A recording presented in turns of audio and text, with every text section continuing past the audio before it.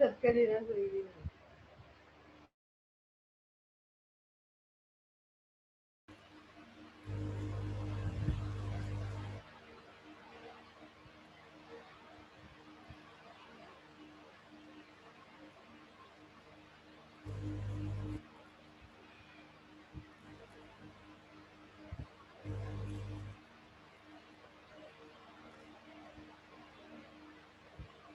मेरी आवाज़ आप लोगों को आ रही है सबको?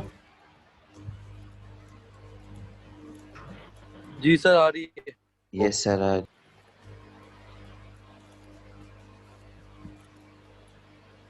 अच्छा जी, नेक्स्ट जो हमारा टॉपिक है वो डायनामिक राउटिंग प्रोटोकॉल का। हमने स्टैटिक राउटिंग की जितने भी केस स्टडीज़ थी वो हमने देखी हैं, उसको आप रिवाइज कीजिएगा।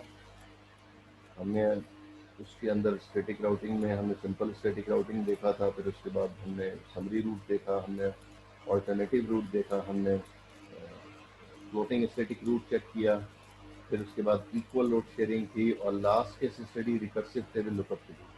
ये तमाम जो है वो हमने इसके एग्जांपल्स भी डिस्कस किए।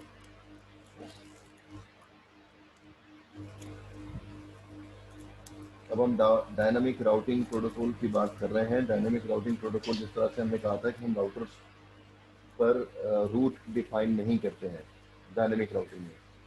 राउटर जो है वो खुद जो है वो सिलेक्ट करता है बेस्ट पाथ। स्टैटिक राउटिंग में हम उसको बेस्ट पाथ खुद दे रहे थे, पैकेट को किस तरफ से जाना है, किधर से जाना है। इफ्तिखार हुसैन साहब, आप मेरी अस्सलाम आवाज़ वालेकुम सर, आवाज़ नहीं आ रही है सर। तो आपकी तरफ से प्रॉब्लम है ना, इसीलिए मैंने लोगों से पूछा कि मेरी आवाज़ आ रही है, लोगों को आवाज़ सर बीच में रुक गई थी, अब आ रही है।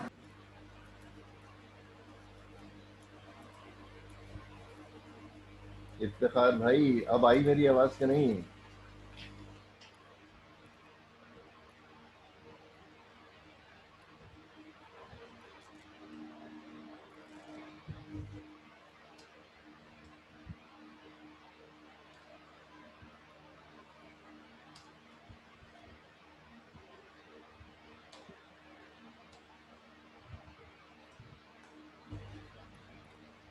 अच्छा जी, लो इफ्तिखार साहब तो मीटिंग में नहीं है, तो मेरी आवाज़ कैसे उनको जाएगी?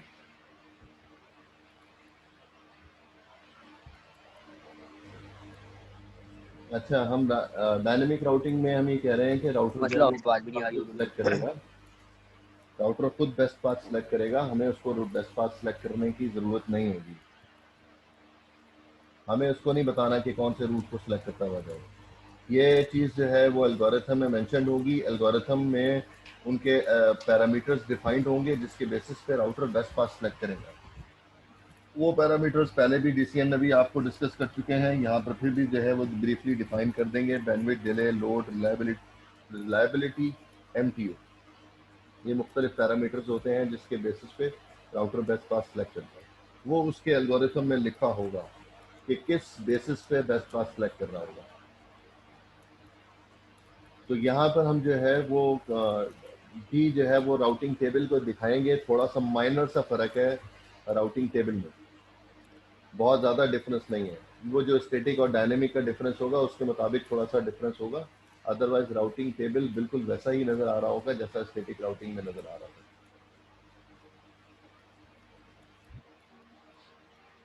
तो हम जो है वो इसमें डिस्कस करेंगे डिस्टेंस वेक्टर को भी और डायनेमिक राउटिंग को भी, दोनों को जो है हमें डिस्कस करना होगा यहाँ पे।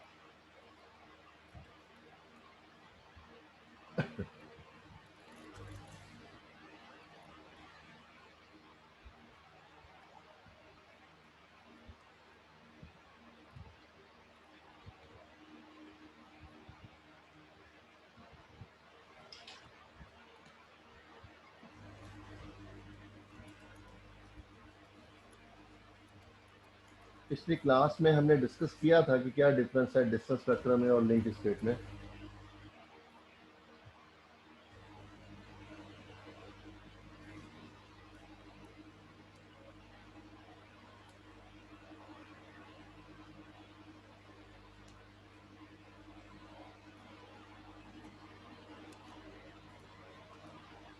अच्छा, कुछ स्पेशल लोग हैं जो कि क्लास की टाइमिंग जो भी रखी हुई हो उसमें उनकी आदत है कि 15 मिनट 20 मिनट जो है वो लेट ही ज्वाइन करना है,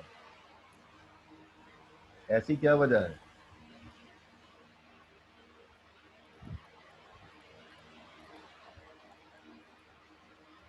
ये ख्याल करें, फिर आप लोगों की एब्सेंट आएंगी तो फिर आपके लिए प्रॉब्लम आ जाएगी, फिर आपका कोर्स ड्रॉप हो जाएगा। तो क्लास की जो टाइमिंग रखी जाए कोशिश करें कि उसी टाइमिंग में जो है वो ज्वाइन करें। वो अलग बात है कि किसी इमरजेंसी में किसी वजह से इंटरनेट कनेक्ट नहीं हो रहा, वो एक्सेप्टेबल है, लेकिन रेगुलर बेसिस पे ये कोशिश, ये ना आदत डालें।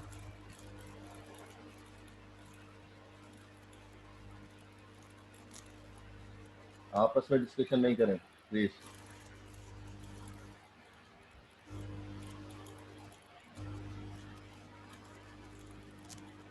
अच्छा जी, dynamic routing protocol not only perform these path determination and route table update functions, but also determine the next best path if the best path to a destination become unstable।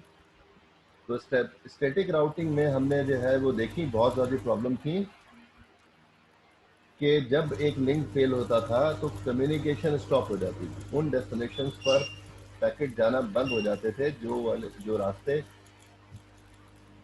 उस रास्ते पर राउटर्स अगर खराब हो जाए या फिर link break हो जाए तो उन डेस्टिनेशन पर पैकेट जाने बंद हो जाते थे। एडमिनिस्ट्रेटर को दोबारा से रिकन्फिगर करना पड़ता था, तब जाकर पैकेट जाना शुरू हो गए। लेकिन डायनामिक राउटिंग में ऐसा बिल्कुल भी नहीं होगा। डायनामिक राउटिंग में अगर कोई फिजिकल पाथ ऑल्टरनेट रूट मौजूद है, बैकअप रूट मौजूद है, तो पैकेट खुद ब खुद जो है वो दूसरे रास्ते से जाना शुरू हो जाएंगे। राउटिंग टेबल अपडेट हो चुका होगा, जैसे ही राउटिंग टेबल अपडेट होगा तो पैकेट जो है वो खुद ब खुद जाना शुरू हो जाएंगे। हमें रिकन्फिगर नहीं करना पड़ेगा राउटर्स को, हमें नहीं बताना पड़ेगा कि ये लिंक ब्रेक हो गया तो अभी इस वाले रास्ते से चले जाओ। लेकिन फिजिकल पाथ होना ज़रूरी है।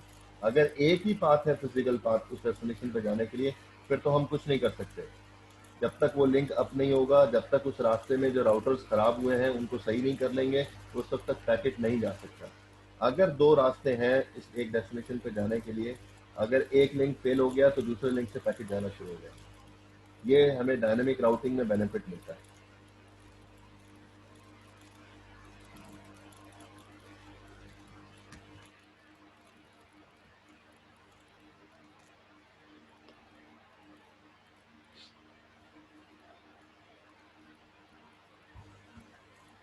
तो क्वेश्चन यहाँ पर किसी का स्टूडेंट का?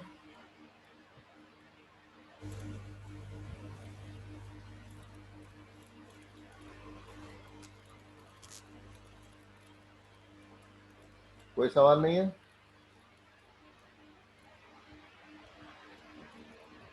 ओके।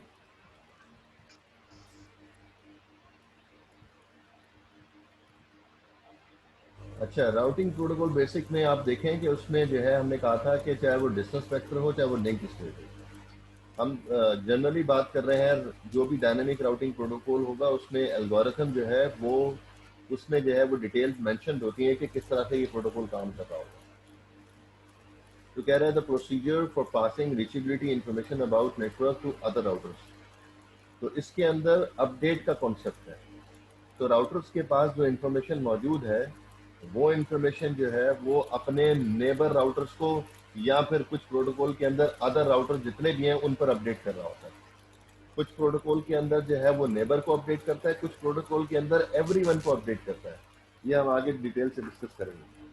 तो जो एक राउटर के पास इंफॉर्मेशन लिंक स्टेट मौजूद है, डिस्टेंस में। अभी तो हम जनरली बात कर रहे हैं ना, अभी तो हम डिस्टेंस वेक्टर और लिंक स्टेट दोनों ही की बात मैंने कंबाइन कर दी है कि कुछ में जो है वो नेबर्स को और कुछ में जो है वो यस सर। इनडायरेक्टली कनेक्टेड जितने भी राउटर्स हैं उन तमाम पर जो है वो अपडेट जा रही होगी, जितने भी दूर राउटर्स मौजूद हैं। एक तो काम ये करता है। उसके बाद अ procedure for receiving reachability information from other routers. अब रिसीविंग की बात कर रहा है कि नेबर राउटर हो चाहे उससे नेबर राउटर्स हो, तो जहां से भी इंफॉर्मेशन उसके पास आ रही है वो अपने पास अपडेट करता है और राउटिंग टेबल को अपडेट कर देता है। A procedure for determining optimal route based on the reachability information it has and for recording this information in a route table। अब ऑप्टिमल रूट पहले उसके पास जो है वो एक डेस्टिनेशन पे जाने के लिए 4 होप अवे डेस्टिनेशन उसके राउटिंग टेबल में लिखा हुआ था। अब किसी राउटर से अपडेट उसको रिसीव हुई उसी डेस्टिनेशन के बारे में। मिसाल के तौर पे मैं जनरल एग्जांपल ले लेता हूँ। पहले उसके पास इंफॉर्मेशन थी गुलशन इकबाल जाने के लिए कि 4 स्टॉप अवे गुलशन इकबाल मौजूद है उसके घर से। लेकिन अब उसको जब इंफॉर्मेशन मिली कहीं और से कि आप जो है वो इस तरफ से भी जो है वो गुलशन इकबाल जा सकते हैं, जो कि 3 स्टॉप अवे की थी। तो अब उसने कहा कि भाई आप गुलशन इकबाल जो है वो इस तरफ से अगर चले जाए तो आपको 3 स्टॉप अवे जो है वो डेस्टिनेशन पड़ जाएगा। तो उसने क्या किया, राउटर ने क्या किया, राउटर ने पुरानी वाली इंफॉर्मेशन हटा दी और नई वाली इंफॉर्मेशन स्टोर कर ली, क्योंकि अब उसके पास 3 स्टॉप अवे वाली डेस्टिनेशन ज़्यादा ऑप्टिमल थी। तो उसने ऑप्टिमल रूट के मुताबिक जो है वो अपने पास अपडेट स्टोर कर लिया, ये राउटिंग टेबल में डाल दिया। अब अगर जो है वो उसके पास इंफॉर्मेशन ये आई कि गुलशन इकबाल जाने के लिए 6 होप अवे डेस्टिनेशन है, 6 स्टॉप अवे डेस्टिनेशन है, तो जो पुरानी वाली इंफॉर्मेशन है वो अपने पास स्टोर रखेगा, क्योंकि उसके पास इंफॉर्मेशन जो रिसीव हुई है वो लॉन्गर रूट की आई है। अब उस तरफ जाने के लिए 6 स्टॉप अवे डेस्टिनेशन है, तो उसने अपने पास 3 स्टॉप वाली ही स्टोर रखी। तो जो मेथड हमने डीसीएन के अंदर एग्जांपल डिस्कस की थी, वही वाले मेथड जो है वो यहाँ पर इंप्लीमेंट होंगे ऑप्टिमल रूट फाइंड आउट करने के। तो कभी बैंडविड्थ के थ्रू, जिसका बैंडविड्थ ज़्यादा होगी वो बेस्ट पाथ लेगा, ऑप्टिमल रूट सेलेक्ट करेगा।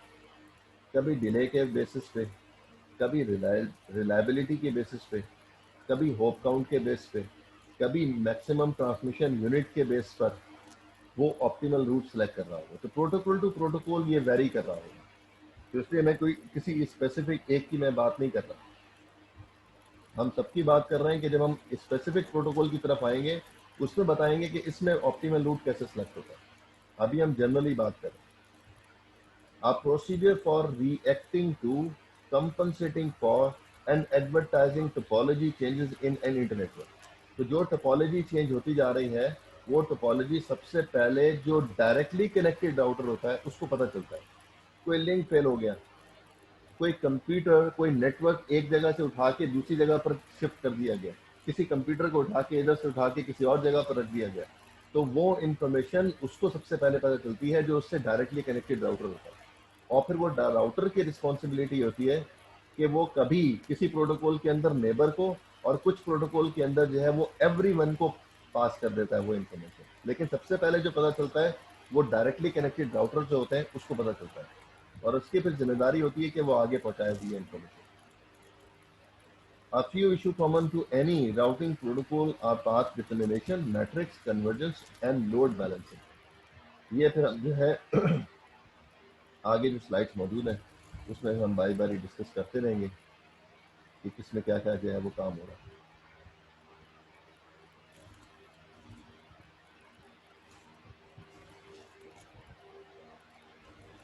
अच्छा जी, अब ये देखें, अगर हम इस डायग्राम को गौर से देखें, 3 राउटर्स यहाँ पर नज़र आ रहे हैं और किसी भी डेस्टिनेशन पे जाने के लिए इसमें जो है वो 2 रास्ते भी नज़र आ रहे हैं किसी भी डेस्टिनेशन के लिए। मैं मिसाल लेता हूँ कि अगर हम ये सपोज करते हैं कि हम ए राउटर को सपोज करते हैं, राउटर ए, यहाँ से डेस्टिनेशन पे जाने के लिए 2 रास्ते इसके पास मिल गए।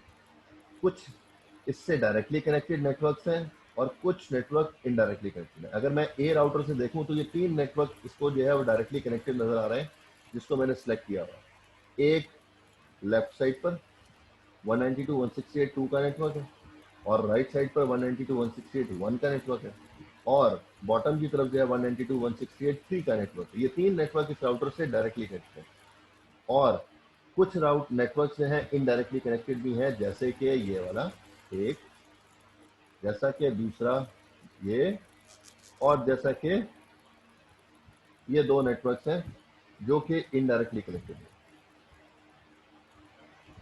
ये तमाम के तमाम नेटवर्क राउटर ए से इनडायरेक्टली कनेक्टेड है। तो अब तमाम नेटवर्क्स पे जाने के लिए राउटर के पास जो है वो 2 रास्ते मौजूद है। मिसाल के तौर पे अगर मुझे इस नेटवर्क पे जाना है, कौन सा नेटवर्क है ये, 192.168.5 का नेटवर्क है। इस जगह पर अगर पैकेट को पहुंचाना है तो राउटर ए से 2 रास्ते निकल रहे हैं।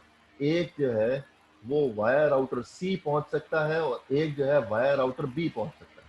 दोनों तरफ से इस डेस्टिनेशन पे पैकेट को भेजा जा सकता है। हम इसकी अभी फिलहाल बात नहीं कर रहे कि लॉन्गर रूट कौन सा होगा और शॉर्टर रूट कौन सा होगा। हम कह रहे हैं कि दो रास्ते अभी इसके पास मौजूद हैं जो कि डेस्टिनेशन पे पहुंचाए जा सकते हैं। तो राउटर के पास जो है वो दोनों ही इंफॉर्मेशन मौजूद होंगी। कैसे? राउटर बी इसको अपडेट भेजेगा जो इससे डायरेक्टली कनेक्टेड नेटवर्क है, जिसको मैंने बी को हाईलाइट किया। बी राउटर अपडेट करेगा इन 4 नेटवर्क की जो कि इसके पास नजर आ रहा है, और वो इंफॉर्मेशन आ जाएगी राउटर ए के पास, और राउटर ए जो है अपने पास डेटाबेस में उसको स्टोर कर लेगा कि ये इंफॉर्मेशन मेरे पास रिसीव हुई है राउटर बी की तरफ से इन 4 नेटवर्क की।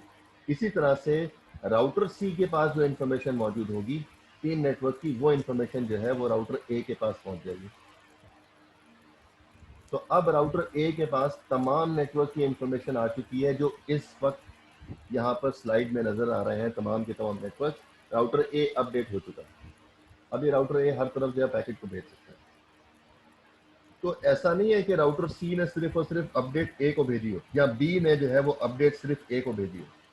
राउटर बी के पास जितने भी नेबर राउटर हैं उसने इंफॉर्मेशन जो है वो सबको भेज दी है। राउटर बी से जो डायरेक्टली कनेक्टेड राउटर्स हैं वो राउटर ए भी है और राउटर सी भी है। तो राउटर बी के पास जो इंफॉर्मेशन है नेटवर्क की वो दोनों को भेजेगा, और इसी तरह से राउटर सी के पास जो इंफॉर्मेशन मौजूद है वो दोनों राउटर्स को भेजेगा। ए के पास भी अपडेट आएगी और बी के पास भी अपडेट आएगी। तो इस तरह से राउटर बी के पास जो अपडेट आएगी या राउटर ए के पास जो अपडेट आएगी या राउटर सी के पास जो अपडेट आएगी वो हर तरफ से इंफॉर्मेशन रिसीव हो रही होगी। तो फिर राउटर ए को डिसाइड करना है कि उस डेस्टिनेशन पे जाने के लिए, जो भी डेस्टिनेशन के लिए पैकेट आया है, मेरे लिए बेस्ट रूट क्या होगा। तो अब ये देखें कि राउटर ए के पास ये जो मैंने नेटवर्क सेलेक्ट किया था 192.168.5.0, अगर बी से इंफॉर्मेशन आएगी तो राउटर बी क्या बताएगा? राउटर बी बताएगा मुझसे डायरेक्टली कनेक्टेड है ये नेटवर्क 192.168.5.0। राउटर ए के पास जो इंफॉर्मेशन आएगी बी की तरफ से वो कहेगा कि मुझसे जो है वो डायरेक्टली कनेक्टेड है। ए अपने पास स्टोर कर लेगा 1 होप अवे। सबको क्लियर है कि राउटर बी जो अपडेट ए को भेज रहा है कि 192.168.5.0 नेटवर्क मुझसे डायरेक्टली कनेक्टेड है, और राउटर ए अपने पास स्टोर करेगा कि 192.168.5.0 नेटवर्क मेरे से 1 होप अवे मौजूद है। ये बात क्लियर है सबको?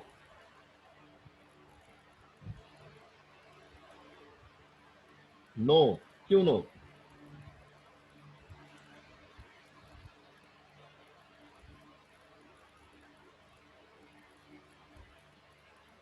फराज आप किधर रहते हैं? जी सर। आप कहाँ रहते हैं? कोरंगी। कोरंगी में? अच्छा, मैं आपसे ही कहता हूँ, मैं फिर जनरल एग्जांपल आपको देता हूँ ना। मैं आपसे कहता हूँ कि मेरे घर से ये एयरपोर्ट जो है वो जी 15 मिनट के फासले पर है। ठीक है? और बाकी लोगों से भी ऐसा ही है। जी सर। ठीक है, समझाने के लिए मैं बता रहा हूँ। मैंने एग्जांपल किसी से लेनी थी, फराज को समझ में नहीं आया था इसलिए मैंने फराज का नाम ले लिया, और बाकियों को भी जो समझ में नहीं आई इस एग्जांपल से वो समझ लेंगे। तो नहीं आप सर, अपने घर से एयरपोर्ट पे जाने के लिए कितनी देर पहले निकलेंगे? ये नो सर का मैसेज मैंने बहुत। अच्छा ठीक है, ठीक है, चलो सही है। एग्जाम्पल ले ली ना मैंने, तुम्हें समझ में आ गया, लेकिन बाकी लोगों को कुछ को नहीं समझ में आया तो उनको वो एग्जाम्पल समझाने हैं। जी जी तो आप अब एयरपोर्ट जाने के लिए कितनी देर पहले निकलेंगे? ठीक है सर। सर आधा घंटा पहले निकलूंगा कि रास्ते में ट्रैफिक वगैरह ना मिल जाए मुझे। तो मैंने तो आपको कहा था कि मेरे घर से 15 मिनट के फासले पर है, आप आधा घंटा पहले क्यों निकल रहे हैं? अच्छा, आपके घर से 15 मिनट है तो मेरे घर से तो 30 मिनट हो गया वो। हाँ, यही सवाल पूछ रहा हूँ ना, 30 मिनट क्यों बता रहे हैं आप, 15 मिनट क्यों नहीं बता रहे?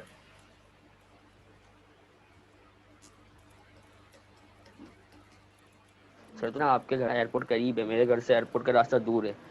डिस्टेंस के लिए अब हम देख रहे हैं कितनी देर में वहाँ पहुँचा जा सकता है, तो 30 मिनट का एवरेज है मेरा यहाँ से एयरपोर्ट पहुँचने का। आप मुझे जो है जवाब ये देंगे कि पहले मैं वहां से आपके घर तक आऊंगा 15 मिनट में, और आपके घर से एयरपोर्ट जो है 15 मिनट पे, तो आधा घंटा लगा ना, किस तरह हो गया? अगर सर रास्ते में ट्रैफिक मिल गया तो? वो अलग बात है ना, वो अलग बात है। आपने मुझे जो है वो मार्जिन सारा कुछ रख के बताना अच्छा है। अच्छा, ठीक। तो आपके घर से मेरे घर तक जो है आने का वक्त जो है 15 मिनट है, ठीक है ठीक। मेरे घर से एयरपोर्ट पे जाने के लिए 15 मिनट है, तो इसलिए जो है वो टोटल 15 मिनट। आधा घंटा लगेगा। तो इसी तरह से मैं एग्जांपल दे रहा था यहाँ पर कि राउटर बी से 5 जी नेटवर्क जी जो है ठीक। वो डायरेक्टली कनेक्टेड है, लेकिन राउटर बी ने जब अपडेट राउटर ए को भेजी तो राउटर ए से वो नेटवर्क 1 होप अवे है। हम डायग्राम में देख भी रहे हैं। तो इसका मतलब ये हुआ कि राउटर जब अपडेट नेबर राउटर को भेजता है तो नेबर राउटर जो है वो एज इट इज इंफॉर्मेशन उठा के कॉपी नहीं कर लेता राउटिंग टेबल में, बल्कि वो पैरामीटर ऐड भी करता है साथ में।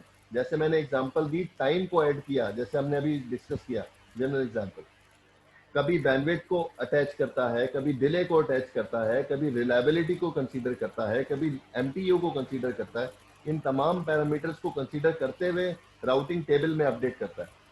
एज इट इज इंफॉर्मेशन उठा के कॉपी नहीं कर लेता अपने पास। अगर एज इट इज उठा के कॉपी करेगा तो गलत इंफॉर्मेशन अपने पास स्टोर करेगा। राउटर बी से वो नेटवर्क डायरेक्टली कनेक्टेड है।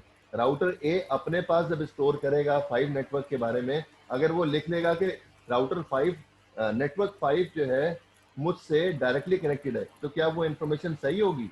वो इन्फॉर्मेशन गलत होगी। वो गलत इन्फॉर्मेशन उसने अपने पास स्टोर की है। तो जब होप काउंट की बात करते हैं तो होप काउंट के अंदर राउटर अपने पास इंफॉर्मेशन ऐड करता है जो नेबर राउटर इंफॉर्मेशन मिलता है।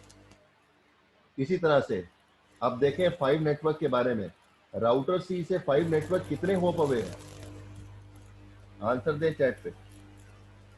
राउटर सी से 5.0 नेटवर्क कितने होप अवे हैं?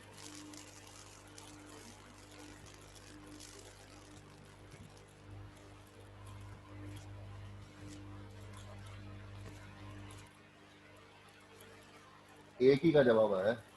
जी हाँ, 3 4 सही है। और आगे जल्दी से सब जवाब दें। 22 लोग हैं मेरे पास क्लास में इस वक्त, और 4 का आंसर आया है।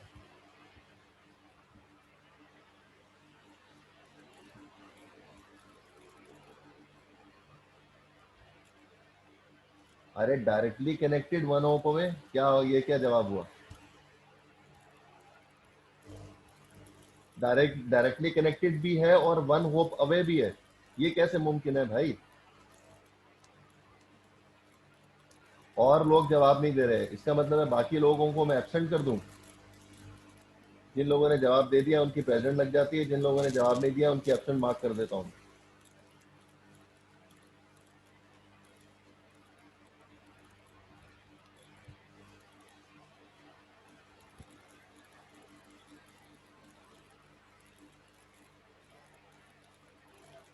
सर आंसर नहीं आ रहा तो फिर एब्सेंट कैसे होगा सर? सही आंसर नहीं आ रहा तो इसलिए सम नहीं किए।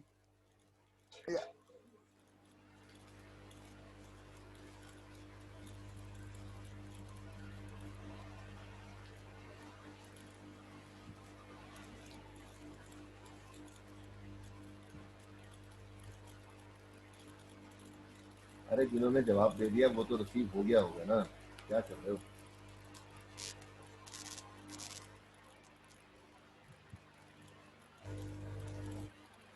भाई मेरे, जिन लोगों को होप का नहीं पता वो कैसे मेरी बात का जवाब दे सकेंगे? होप का मतलब होता है राउटर अवे, कितने राउटर अवे डेस्टिनेशन है। ये डीसीएन में बड़ी तफसील से पढ़ा हुआ है। होप का मतलब है कितने राउटर मुझे जंप करना पड़ेगा उस डेस्टिनेशन पे जाने के लिए। जी भाई, तो जिस तरह से आपने बताया कि 1 होप अवे डेस्टिनेशन मौजूद है राउटर सी से, तो राउटर सी ने भी अपडेट किया ए को, और राउटर बी ने भी अपडेट किया ए को 5 नेटवर्क के बारे में। अब राउटर ए के पास दो तरफ से इंफॉर्मेशन आई है। अगर वाया राउटर सी जाएगा तो वो कह रहा है ए के मेरे से 2 होप अवे डेस्टिनेशन है। ये बात समझ में आ रही है? 5 नेटवर्क पे जाने के लिए 2 होप अवे है। कैसे? पहले राउटर ए से सी पे जाएगा पैकेट, और सी से फिर आएगा बी के पास, तब जो है वो डेस्टिनेशन में पहुंचेगा। तो राउटर सी से जो इन्फॉर्मेशन आई उसने ए ने अपने पास स्टोर किया 5 नेटवर्क के बारे में कि मुझसे 2 हॉप अवे मौजूद है, और एक इन्फॉर्मेशन बी ने भी डायरेक्टली ए को भेजी है जिसमें जो है वो राउटर ए ने अपने पास स्टोर किया 1 हॉप अवे। तो दो तरफ से जो इन्फॉर्मेशन उसने रिसीव की राउटर ने, तो अब उसका काम यह है कि ऑप्टिमल रूट अपने पास सेलेक्ट करे। ऑप्टिमल रूट जब वो सिलेक्ट करेगा तो दोनों में से वो देखेगा कि उसके लिए ऑप्टिमल रूट क्या है। अगर राउटर सी से जाता है तो 2 हॉप अवे मिलता है उसको डेस्टिनेशन, अगर राउटर बी से जाता है तो उसके पास 1 हॉप अवे डेस्टिनेशन आ जाता है। इसलिए राउटर जो है वो हमेशा ऑप्टिमल रूट राउटिंग टेबल में स्टोर करेगा और अपने पास रख लेगा कि अगर मुझे ए से 5 नेटवर्क पे जाना है तो 5 नेटवर्क पे जाने के लिए बेस्ट रूट जो है वाया राउटर बी होगा, क्योंकि उस पर जो है 1 हॉप अवे आ रहा है। तो इसको कह रहा है कि ये ऑप्टिमल रूट हो, या बेस्ट पाथ कह दें या शॉर्टेस्ट पाथ कह दें, जो भी कुछ कह दें।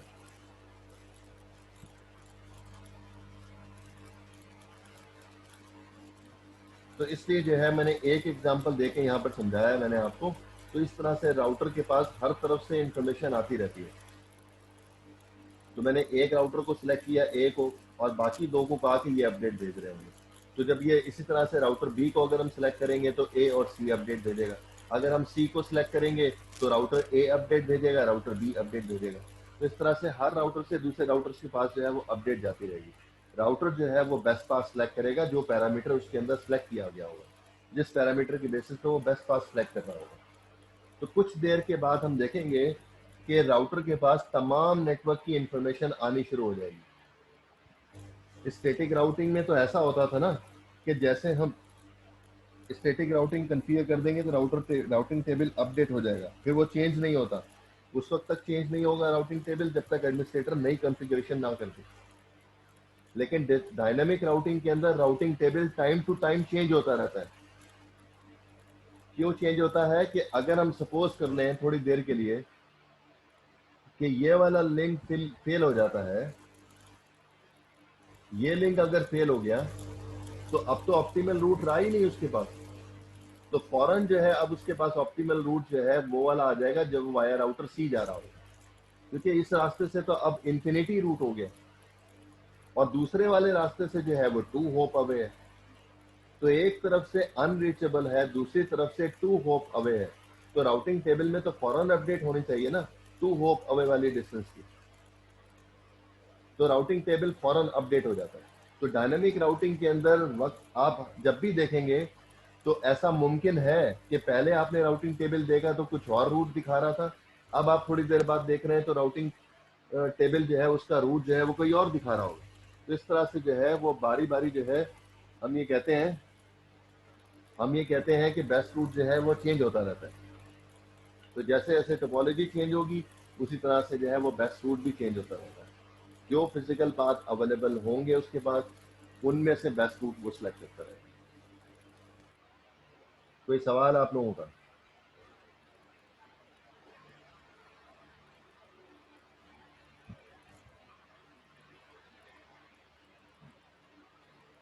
इस तरह से कोई जनरल सा उसने टेबल बनाया है कि ऐसा कोई टेबल जो है वो बन जाता है, लेकिन टेबल तो हम राउटिंग टेबल देख चुके हैं। एक्चुअल राउटिंग टेबल क्या होता है, जिसमें जो है वो सबसे पहले प्रोटोकॉल का सिंबल लिखा होता है, जैसे एस लिखा हुआ था, जैसे सी लिखा हुआ था, फिर उसके बाद नेटवर्क एड्रेस आते हैं, फिर उसके बाद एडी और मैट्रिक आता है, और फिर उसके बाद वाया रूट आता है।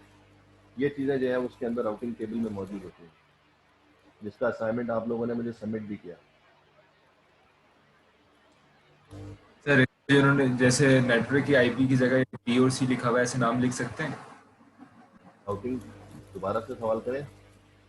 सर जैसे इन्होंने आईपी की जगह नाम लिखा हुआ था बी और सी, तो ऐसे लिख सकते हैं अगर टाइम कम होता है? नहीं नहीं नहीं, बिल्कुल नहीं। ये तो जनरल बात कर रहा है ना, ये तो जनरल बात कर रहा है। हमें तो जो है प्रॉपर जो है वो राउटिंग टेबल बनाना है। मैट्रिक में जल्दी से देख लें कि सबसे पहला पैरामीटर होता है, मैट्रिक कहाँ लिखा हुआ था इस राउटिंग टेबल में? सर एडी के साथ स्लैश करके एडी के साथ होता है। क्या लिखा हुआ था? सही आंसर है एडी के आपका। साथ 1/0 था, तो मतलब 0 था मैट्रिक। स्टैटिक राउटिंग में हमेशा 0 होगा। जी हाँ, ऐलान शाह सही है। पहले जो है वो ब्रैकेट के अंदर एडमिनिस्ट्रेटिव डिस्टेंस लिखा होता है और फिर स्लैश के बाद मैट्रिक लिखा होता है, और स्टैटिक राउटिंग में हमने हमेशा देखा कि 0 लिखा हुआ था।